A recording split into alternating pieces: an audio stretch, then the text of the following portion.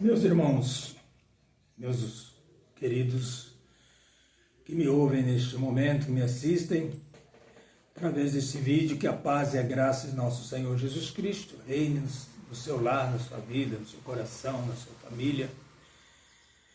Qualquer horário, pela manhã, tarde ou noite, que você está me assistindo,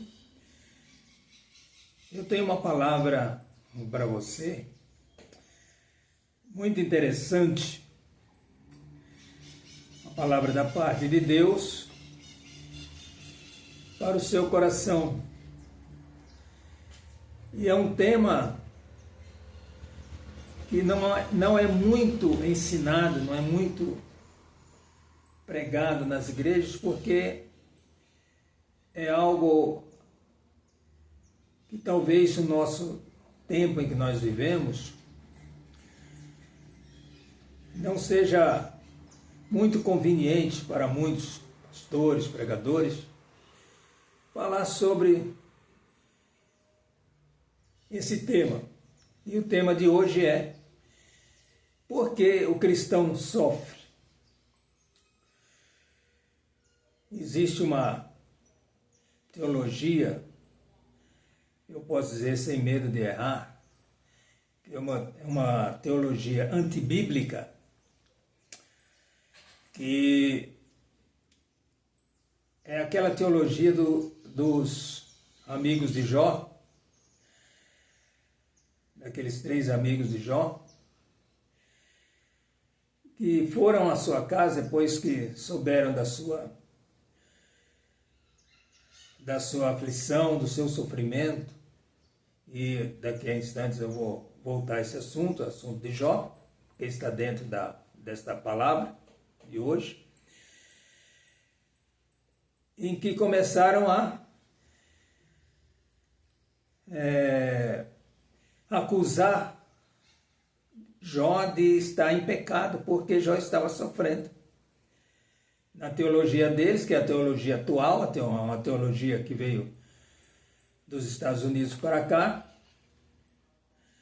e muitas igrejas abraçaram essa teologia, que chama-se, aqui nós damos o nome de teologia da prosperidade.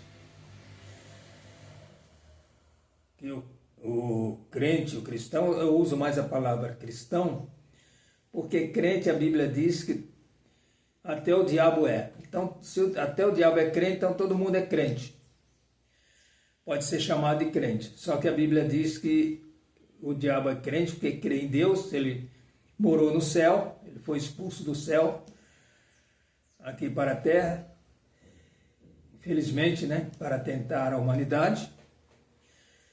Então, se ele morou no céu, ele não só sabe que Deus existe, mas ele conhece Deus. Inclusive, no evento lá de Jó, ele vai e tem um diálogo com Deus. Daqui a pouco nós vamos voltar a esse assunto. Mas então essa teologia diz que o cristão, se ele está sofrendo, é porque ele fez alguma coisa errada, é porque ele não tem fé, porque isso, porque aquilo. Então, essa teologia da prosperidade diz que o cristão ele vai viver num mar de rosas. Carro importado na garagem, uma mansão para morar, casa na praia, enfim. Tudo aquilo que ele pensar, sonhar em prosperidade, como prosperidade. Mas a minha Bíblia, em João, no Evangelho de João, capítulo 16, verso 33, ela explica a teologia de Jesus, a teologia de nosso Senhor e Salvador Jesus Cristo. E você vai ver que é diferente dessa tal teologia da prosperidade, que o cristão não fica doente, o cristão não passa dificuldade, não fica desempregado, o cristão não é tentado, não cai em tentação, enfim, o cristão não é provado, cristão também não responde pelo que os seus atos, pelas suas decisões, sejam boas ou ruins. Nós vamos falar sobre isso também. Então o cristão vive no mar de rosas, completamente isento de qualquer problema. Mas não é assim a teologia de Jesus. João 16:33 diz: tenho-vos dito isso, para que em mim tenhais paz. Ponto e vírgula, Jesus continua: no mundo tereis aflições, vírgula, mas tende bom ânimo, eu venci o mundo. Por que eu falo a pontuação aqui? Porque o texto bíblico a gente tem que, quando eu dou aula de teologia na minha igreja, e quando eu dei aula de bibliologia, foi uma das explicações que eu dei, que a Bíblia ela tem que ser lida, não só lida como estudada. A Bíblia não é um livro para ser lido apenas, mas sim para ser estudado. E a gente tem que ler obedecendo todas as pontuações para quê? Para que a gente possa entender, ter uma melhor compreensão do que o texto está nos dizendo, o que Jesus estava falando através desse texto para nós. Então ele começa dizendo: tenho-vos dito isso para que em mim tenhais paz. Quer dizer, o cristão, como eu falei, vou sempre usar essa palavra cristão, inclusive a Bíblia diz que o primeiro lugar, primeira cidade que os crentes foram chamados de cristãos foi em Antioquia. Está lá em Atos capítulo 11, verso 26. Você tem a sua Bíblia em casa, você pode ler esse texto. Foi em Antioquia da Síria. Não existia duas Antioquias, Antioquia da Síria e Antioquia da Pisídia. Depois, na viagem de Paulo, ele chegou até a Antioquia da Pisídia, que era bem distante da Antioquia da Síria, onde ele e Barnabé foram ali na igreja dessa Antioquia da Síria, foram receberam a chamada do Espírito Santo para serem enviados à obra missionária. Está lá no capítulo 13 de Atos também, verso 1. Então, em Antioquia da Síria foi a primeira cidade em que os crentes receberam o nome de cristãos. Então, vou usar sempre nessa palavra, neste vídeo, eu vou usar sempre a palavra cristão. Então, Jesus está falando aqui para todos nós cristãos seguidores de Cristo, né? Por isso eles chamaram os crentes de cristão lá em Antioquia. Tenho-vos dito isso para que em mim tenhas paz. Então não é a tristeza do momento, muitas vezes uma dificuldade que nós estamos passando, que vai nos tirar essa paz. Essa paz é uma paz que o Senhor Jesus tem colocado no nosso coração. Ele diz: a minha paz vos deixo, ou a minha paz vos dou.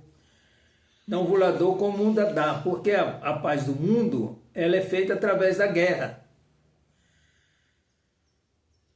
Muitos países enfrentam uma guerra para depois ter um período de paz, embora tenha uma paz enganosa, porque logo depois eles voltam novamente a se confrontarem, a guerrearem novamente. Então, a paz que Jesus dá não, é uma paz que vai transcender a nossa vida terrena, a nossa vida aqui na terra, e vai conosco até o céu.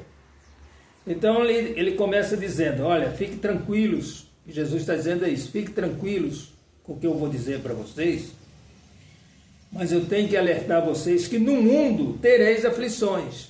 Não vai ser só o bem bom, não. Vocês vão passar por tribulações, aflições, tribulações.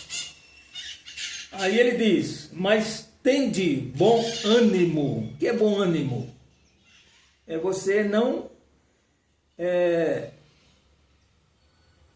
se embaraçar com as aflições, com as tribulações deste mundo. Ter bom ânimo é você enfrentar com fé, com garra, sabendo que Jesus está conosco, está comigo, está com você. Não importa o que nós estejamos atravessando, não importa o momento da dificuldade que nós estamos atravessando, mas Jesus prometeu que estaria conosco. Essa paz que Ele nos deu, ela faz com que nós enfrentemos qualquer tipo de problema que nós tivermos que enfrentar. E ele diz, mas tende bom ânimo, porque eu venci o mundo. Então tem até alguns pregadores que completam por conta própria, né? Por sua conta e risco. E vós vencereis. Mas Jesus, ele só disse até que eu tenho de bom ânimo, porque eu venci o mundo. Ponto. Mas nós entendemos que pela fé, aí sim, nós entendemos que pela fé, se Jesus venceu, com ele nós também venceremos. E o que o apóstolo Paulo diz, que nós somos mais do que vencedores. Lá no livro de Romanos, ele fala isso, que nós somos mais do que vencedores por Cristo Jesus, ou em Cristo Jesus. Mas então, pastor, por que o cristão sofre? Eu sou um cristão, uma cristã, você pode estar querendo saber, então, por que eu sofro, pastor? Nós temos 3 tipos de sofrimento. Nós temos sofrimento pela tentação, nós temos sofrimento pela provação e nós temos sofrimento pelas nossas decisões. O apóstolo Paulo, escrevendo aos Gálatas, ele diz, não erreis, Deus não se deixe escarnecer. Tudo que o homem semear, isso também ceifará. Só que muitos querem semear uma coisa e colher outra. Não tem como. O que você plantar, você vai colher. Nós vamos falar disso daqui a instantes. Porque eu quero primeiro chamar a atenção para o primeiro ponto que eu falei da tentação. A tentação, nós temos um exemplo, né? Temos vários exemplos na Bíblia, mas o nosso tempo, ele não dá para nós falarmos sobre tantos exemplos que nós temos na Bíblia. Mas, como tentação, quero que você preste atenção no que aconteceu com Davi. Capítulo 11 de 2 Samuel, porque é livro, não é 2 Samuel, é 2 Samuel. Capítulo 11, verso 3. Isto é, verso 2, diz assim, aconteceu a hora da tarde que Davi se levantou do seu leito e andava passeando no terraço da casa real e viu do terraço uma mulher que se estava lavando. E era essa mulher muito formosa à vista. Então, vou só ler esse texto, mas você em casa, você abre a sua Bíblia no livro de 2 Samuel, no capítulo 11, você vai ver, a partir do capítulo 11, você vai ver toda a história. O exército de Israel tinha ido para a guerra com o seu general Joabe, e Davi ficou em casa, ficou no seu palácio, no seu aconchego, no seu conforto, né? Do seu palácio, e lá um belo dia, na hora da tarde, a Bíblia não diz que hora, mas é a tarde, durante a tarde. Davi se levantou e não tinha nada para fazer, ficou andando, passeando no terraço do seu palácio. E lá do terraço do palácio ele viu uma mulher que se estava lavando, estava tomando banho. E era essa mulher muito formosa à vista, muito bonita. E então Davi, resumindo, como já disse, o nosso tempo é muito escasso, ele caiu na tentação. Ele caiu na tentação e cometeu 3 pecados aqui. 3. Pastor, não foi só adultério? Não. Ele cometeu 3 pecados. O adultério foi um dos pecados. Mas o primeiro pecado, que está na lei de Deus, não cobiçarás a mulher do teu próximo. Está lá em Êxodo capítulo 20. Um dos 10 mandamentos. Então, Davi cobiçou, Davi caiu no adultério, e o terceiro pecado foi mandar uma carta para Joabe, para que colocasse o marido de Betseba, essa mulher chamava-se Betseba, como já disse, você lê a história, você vai entender melhor, mas estou passando por alto aqui. E Urias, que era um dos seus melhores soldados e mais fiéis soldados, mandou uma carta, pior ainda, pelo próprio sentenciado à morte, vamos dizer assim, porque naquela carta estava dizendo, ordenando para Joabe colocar Urias na frente da batalha, que era com a intenção de realmente que Urias fosse morto naquela batalha. Então essa é a tentação. Aí você vai ver depois, no correr da história, no final, que Urias realmente morreu.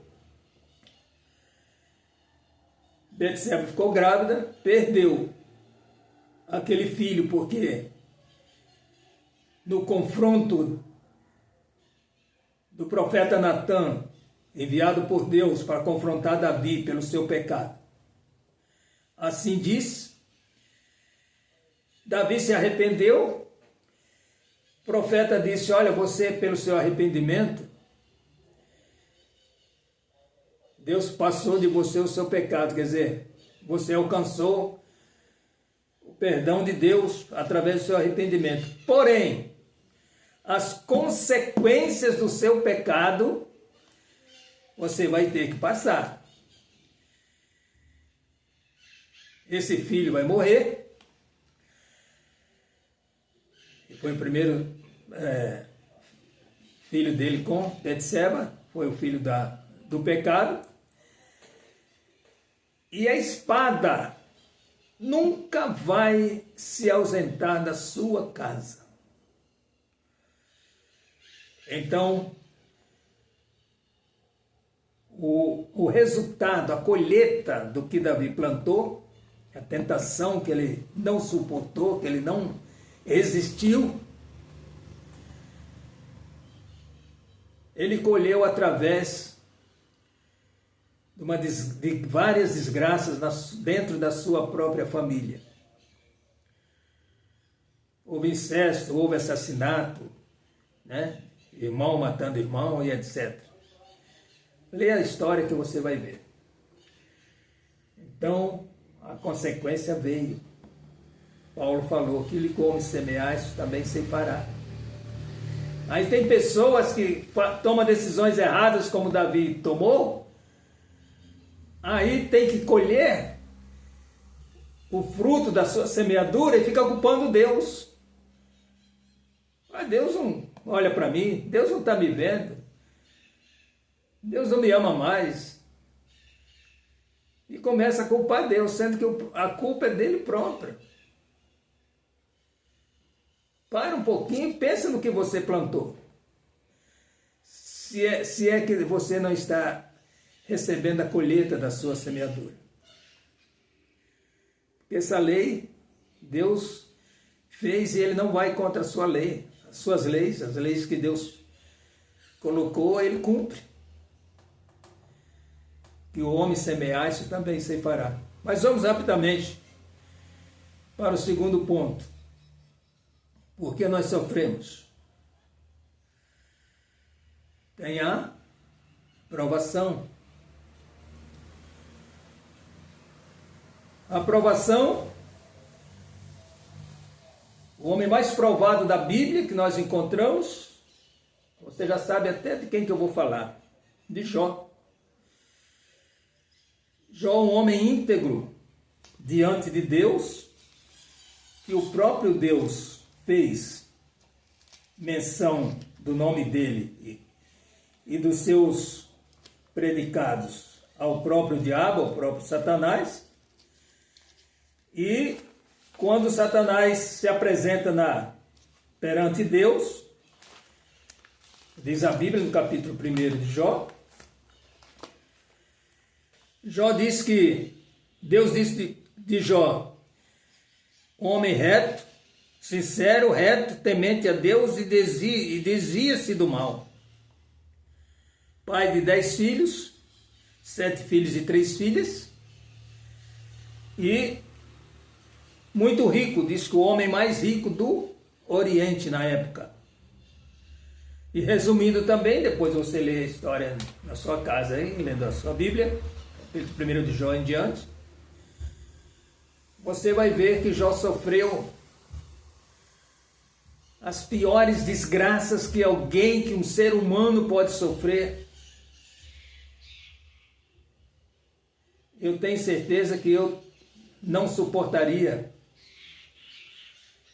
Não vou dizer assim, talvez eu não suportasse. Não, eu não suportaria. Eu me conheço, sei que eu não suportaria isso, passar por isso. Num dia só, ele se tornou o homem mais pobre do Oriente. Ele amanheceu aquele dia fatídico na vida de Jó, como o homem mais rico do Oriente. E foi à noite, ele já era o homem mais pobre do Oriente. Não tinha nada mais. Nada mais. Então, esse homem, olha o que ele tinha. Além dos seus 10 filhos, além da sua linda família. 7.000 ovelhas, 3.000 camelos, 500 juntas de bois, 500 jumentas. E era também muitíssima gente ao seu serviço. De maneira que este homem era o maior do que todos os do Oriente. Além disso, tinha muitos empregados. E você vai ver, através da história, que naquele dia ele perdeu tudo isso. Foi só isso? Não, você conhece. Você que é cristão, conhece a história. Você canta, né? Os irmãos cantam na igreja a história de Jó, vários hinos, não um hino só, mas vários hinos falando a respeito de Jó. Além disso, o diabo, numa segunda estada perante Deus, como Jó não blasfemou de Deus, que era essa aposta do diabo, que ele iria blasfemar de Deus quando perdesse tudo, todos os seus bens, ele não blasfemou. Ao contrário, disse, nu nasci e nu voltarei para lá. Deus deu, Deus tomou, bendito seja o nome do Senhor. Aí o diabo então apela para a saúde de Jó. Deus disse, tudo bem. O Senhor Deus tinha uma confiança extrema em Jó. Ele conhecia o coração de Jó. O diabo só conhecia Jó por fora, mas Deus conhecia Jó por dentro. Ele conhecia o coração de Jó. Diz, só não tira a vida dele, mas o resto você pode fazer com ele, se você quiser. Diz a Bíblia que o diabo colocou uma úlcera maligna em Jó, que ele se coçava com cacos de telha, e aquele homem ficou se revolvendo em cinzas, para ver se aplacava um pouco aquela coceira tremenda, terrível, do seu corpo. Virou uma chaga só o corpo de Jó. E é interessante, irmãos, lá no capítulo, resumindo, que o nosso tempo já foi, no capítulo 42, que é o último capítulo do livro de Jó, quando Deus, então, venceu o inimigo através de Jó, que era isso que Deus queria e sabia que ia ganhar do diabo e ia deixar o diabo envergonhado através de Jó. Jó não ia se render àquela provação tremenda. É interessante que Jó nunca soube. Jó morreu rico novamente, porque lá no capítulo 42 diz que Deus, quando ele orava pelos seus amigos, Deus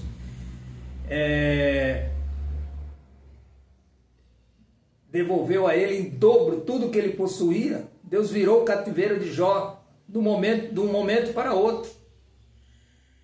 E diz a Bíblia que novamente ele teve mais 10 filhos e tudo que ele tinha, toda essa riqueza que eu li aqui, em dobro.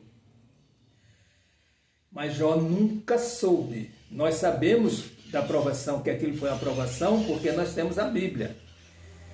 Mas ele nunca soube por que ele tinha sofrido tanto. Isso que é interessante. Deus nunca revelou para Jó. Jó, você sofreu por isso, foi uma provação. Que o diabo quis te provar que você ia blasfemar de mim. E eu disse que você não ia. Deus nunca disse isso para Jó. Nós sabemos que temos o livro de Jó na nossa Bíblia. E lá no capítulo 19 é interessante que ele diz assim: ah, se a minha vida virasse um livro. Depois você lê lá no capítulo 19 de Jó, Jó dizendo isso.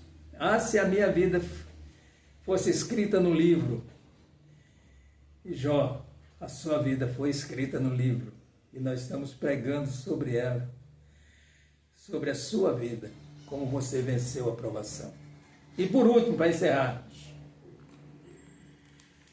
a decisão que nós tomamos. Olha aqui em Juízes, no capítulo 16, um homem também muito pregado, uma história muito falada na Bíblia, que é a história de Sansão.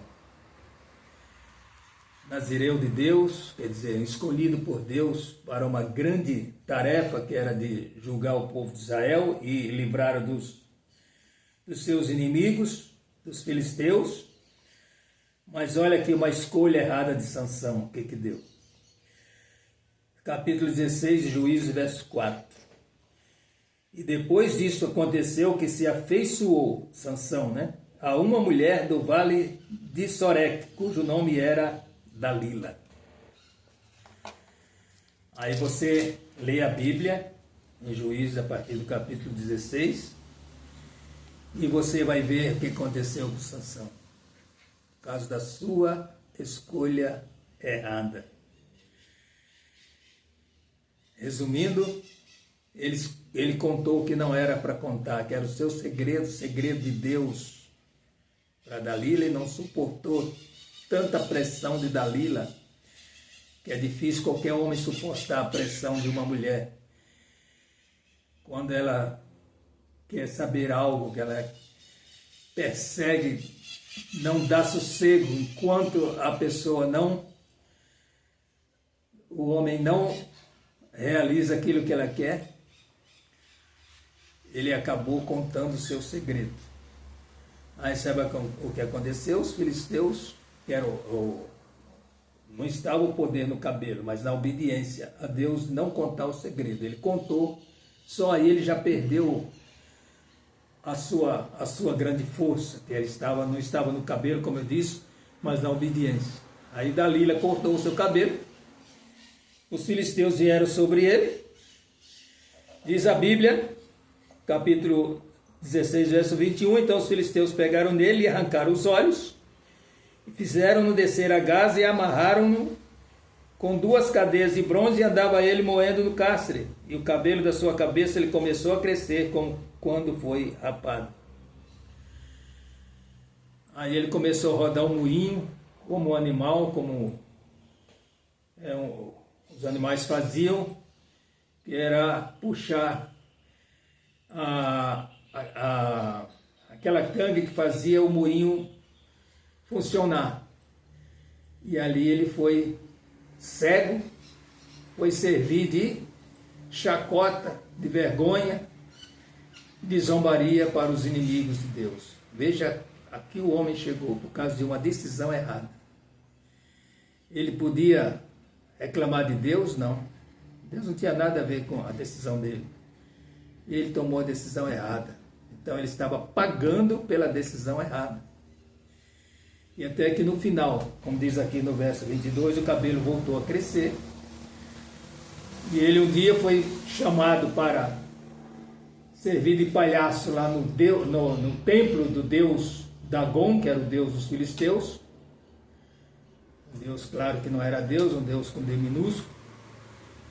Mas eles ali estavam festejando a derrota do grande Sansão, o grande campeão de Deus, que estava derrotado por causa da sua escolha, a sua má escolha, digamos de passagem.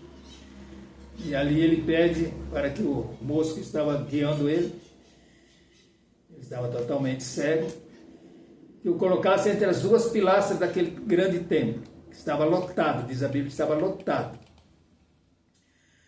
E ali Sansão faz a sua última oração. Diz: Senhor, pelo menos esta vez, a última vez, me dá novamente a minha força. Diz a Bíblia que ele então, forçando as duas colunas que se apoiava toda a estrutura daquele grande templo, lotado de filisteus. Tanto que a Bíblia diz que ele matou mais gente na sua morte do que durante a sua vida. Então, ele se apoiando nasquelas colunas, fez a sua última oração e começou a fazer força. E o Espírito de Deus, que diz a Bíblia, tinha se afastado dele, voltou novamente naquele momento, e ele derrubou aquele templo. E todos que estavam ali morreram. Então, meu irmão, minha irmã, finalizando, por que o cristão sofre? Tentação, que a pessoa não aguenta. Pensa que pode, sem a ajuda de Deus, enfrentar a tentação, mas só com essa palavra que Jesus disse: tem de bom ânimo, eu venci o mundo. Então você tem que vencer as tentações também, para não sofrer, para não vir sobre você o sofrimento por ter caído na tentação. Uma aprovação do próprio Deus para provar sua fé. Poderia falar sobre muitas pessoas que tiveram a sua fé provada por Deus e venceram porque não desistiram da sua fé. E por último, decisão errada faz-nos sofrer também, porque temos que pagar as nossas decisões erradas, os nossos erros, com sofrimentos neste mundo. Muita gente está sofrendo, muita gente está me assistindo, dizendo: pastor, o senhor está contando a minha história, o senhor está falando para mim. E é realmente isso. Se pelo menos uma pessoa que estiver me assistindo disser: pastor, essa palavra serviu para mim, eu dou glória a Deus, porque consegui alcançar com a palavra de Deus pelo menos uma vida. Mas eu sei que muitas pessoas estão se enquadrando nessa palavra. E eu quero terminar dizendo que eu quero que Deus te abençoe, a todos que estão me assistindo. E encerrando, por favor, deixe o seu like, compartilhe essa palavra com o maior número de pessoas que puder, e comente para fortalecer o nosso canal, que está ainda em fase de início, né? Estamos iniciando. E Deus te abençoe, é inteiramente grátis, não vai te custar nada. Nos ajude a fortalecer o canal. Deus te abençoe.